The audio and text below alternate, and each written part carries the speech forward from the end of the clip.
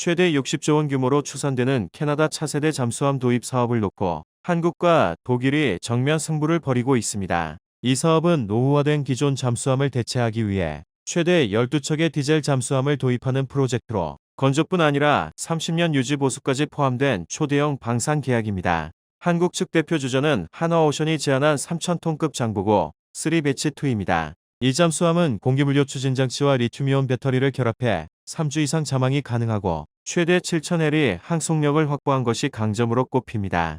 또한 빠른 납기 능력과 현지 유지보수 체계 제한까지 포함된 종합 솔루션이 캐나다 측에서 긍정평가를 받은 것으로 전해집니다. 실제로 캐나다가 중요하게 보는 요소 중 하나가 신속한 인도 일정이라는 점도 확인됐습니다. 반면 독일 TKMS 진영은 나토 협력 네트워크와 노르웨이와의 공동 운용 체계 등 장기 군사 파트너십을 강조하며 대응하고 있습니다. 즉 기술 경쟁뿐 아니라 동맹 네트워크와 작전 통합성까지 경쟁축이 확대된 상태입니다. 여기에 이번 수주는 전형적인 패키지딜 양상으로 흐르고 있습니다. 패키지딜이란 무기 성능만이 아니라 산업투자 기술협력 고용 창출을 묶어 협상하는 방식인데 캐나다는 자동차 에너지 철강 분야 투자까지 포함한 광범위한 경제협력을 요구하고 있습니다. 실제로 한국 측 대표단에는 현대차까지 포함돼 협력 방안을 논의했으며 캐나다는 자동차 공장 협력 가능성까지 타진한 것으로 알려졌습니다. 만약 한화오션이 계약을 따낸다면 파장은 상당합니다. 한국 방산은 단일 사업 기준 최대 수출 기록을 세우며 글로벌 시장에서 톱티어 공급자 입지를 강화할 가능성이 큽니다. 이는 조선 배터리 자동차까지 연쇄 산업 협력을 촉발해 방산을 국가 전략 수출 플랫폼으로 확장시키는 계기가 될 수 있습니다. 동시에 캐나다 입장에서도 일자리 창출과 산업 유치가 핵심 판단 기준으로 작용하고 있어 계약 결과는 군사적 필요 이상으로 경제적 효과에 의해 좌우될 전망입니다. 현지 분위기는 복합적입니다. 군 내부에서는 조달 사업이 정치 고용 논리에 좌우된다는 불만도 존재하지만 정부는 경제 기회 극대화를 우선시한다는 입장을 유지하고 있습니다. 초당적으로 잠수함 도입 자체는 필요하다는 공감대가 형성돼 있어 사업 추진 의지는 강한 상태입니다. 캐나다 방송사인 CTV의 기사 댓글에는 한국 잠수함에는 탄도미사일을 발사할 수 있는 수직 발사관이 있어 다양한 전략적 효과를 거둘 수 있다. 한국과 군수 방위, 산업 동맹을 맺어야 한다는 등의 댓글이 달리기도 했습니다. 결국 이번 수주전은 단순한 무기 판매가 아니라 안보, 산업, 외교가 얽힌 전략 경쟁입니다. 한국이 제시한 생산 속도와 기술 성능, 그리고 산업 협력 패키지가 독일의 나토 기반 협력 모델을 넘어설 수 있을지 글로벌 방산 판도를 가를 분수령이 될 전망입니다. Last week, the Navy announced a brand new class of frigate, and they're going to be working with the South Korean company. Hanwha, a good company, recently agreed to invest $5 billion in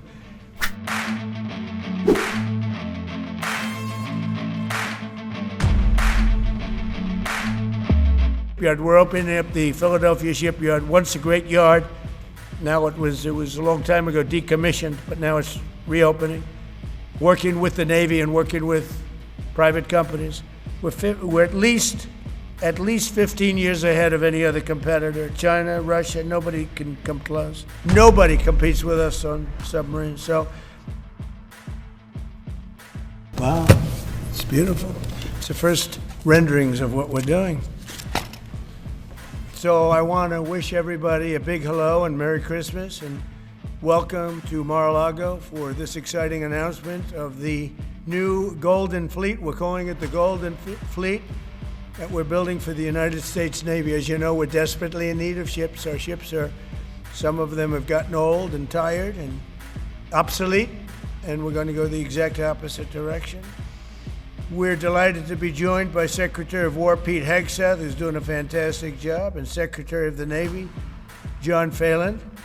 Marco Rubio is here, who gave a great few words toward the end of last week. He spoke for a couple of hours on what a good job we're doing, which is true. As Commander-in-Chief, it's my great honor to announce that I have approved a plan for the Navy to begin the construction of two brand new, very large, the largest we've ever built, battleships.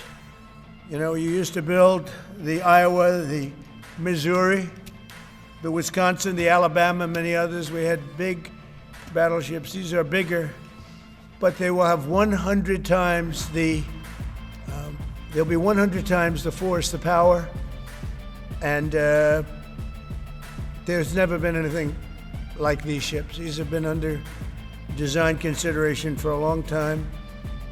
And it started with me in my first term, because I said, why aren't we doing battleships like we used to? And these are the best in the world. They'll be the fastest, the biggest, and by far 100 times more powerful than any battleship ever built. So if you look at the Iowa, the Missouri, Wisconsin, Alabama, and others, but they were similar in size, some a little bit bigger than the others. But if you take the biggest one, it's 100 times more powerful. They're longer by a little bit, but and they're bigger. They're bigger ships, but they hold much more. They use the word lethality. Battleships are the largest, sturdiest, and most heavily armed vessel built specifically for naval combat. While America has built many new warships over the years, they've tended to be smaller and much smaller, and not conducive to where we are and where we're going, and peace through strength. But including, we've been building aircraft carriers. We're going to be upping that also. We're going to be going to a superior aircraft. We have the Ford class. We're going to be upping that to a different class of aircraft carrier. And we haven't built a battleship since 1994. These cutting-edge vessels will be some of the most lethal surface warfare ships.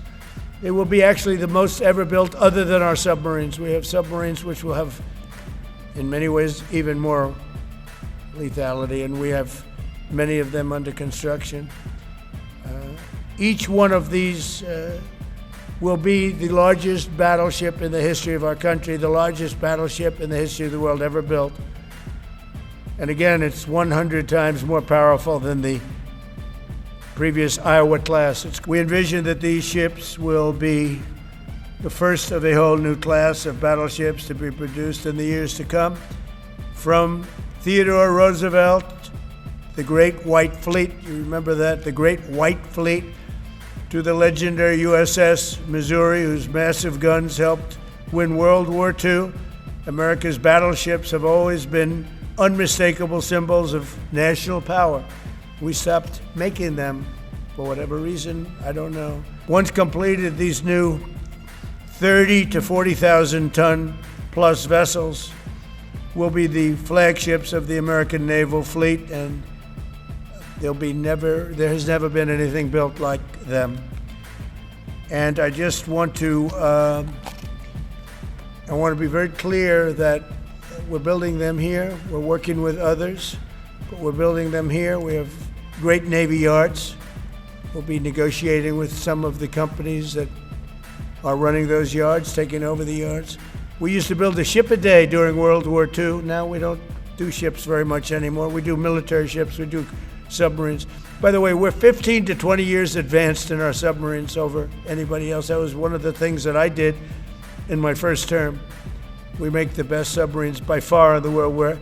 We're at least 15 years advanced ahead of anybody else in submarine development. Most powerful, that's right, the most powerful weapon anywhere in the world, undetectable. So the battleships are going to be armed just in terms of guns and missiles at the highest level. They'll also have hypersonic weapons, many hypersonic weapons, state-of-the-art electric rail guns, and even the high-powered lasers that you've been starting to read about. We have lasers where you aim the laser at a target, it just wipes it out. We're going to have, they'll be the most sophisticated lasers in the world, and the most sophisticated laser in the world will be on the battleships that we're building. We have many countries, allies, that are wanting to buy. We make the greatest equipment in the world, by far. Nobody's even close, but they don't produce them fast enough. So we're going to be meeting with them to talk about the production schedules. We're going to have strong production schedules. And the only way they're going to be able to do that is to build new plants. Even with the F-35, we have many people want the F-35 fighter jet, and it takes too long to deliver them to allies or to ourselves. It takes too long. The only way they're going to be able to deliver them is if they build new plants.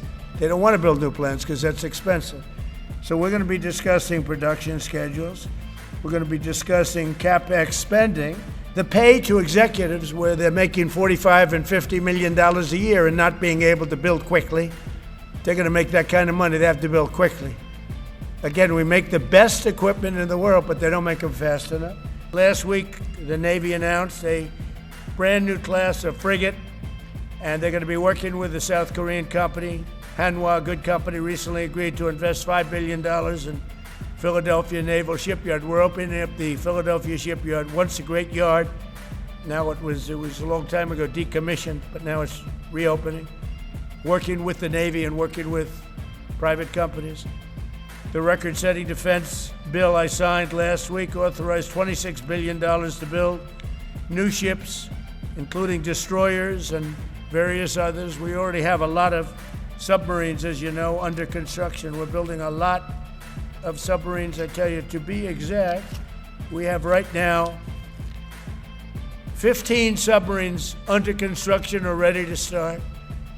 And we have, again, the greatest submarine in the world with our technology, like they talk about chips.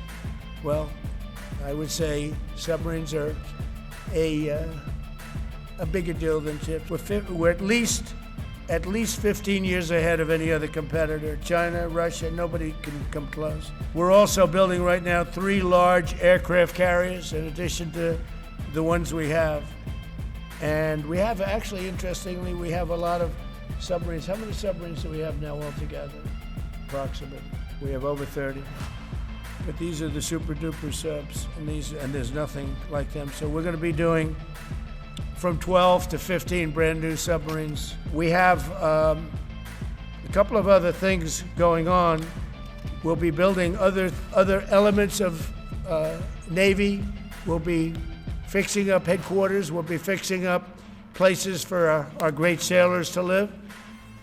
And we're going to be working very hard with companies, but we're also going to be penalizing companies that aren't doing a good job. Nobody competes with us on submarines. So 트럼프 대통령이 한국형 핵추진 잠수함에 미국 필리조선소 건조를 승인했습니다. 하지만 실제 추진 가능성은 낮다는 전망이 나옵니다. 미국 내 법적 제약과 역수입 구조에 의한 비용 부담 문제 때문입니다. 핵추진 잠수함은 디젤 엔진 대신 원자로를 동력원으로 사용하는 잠수함입니다.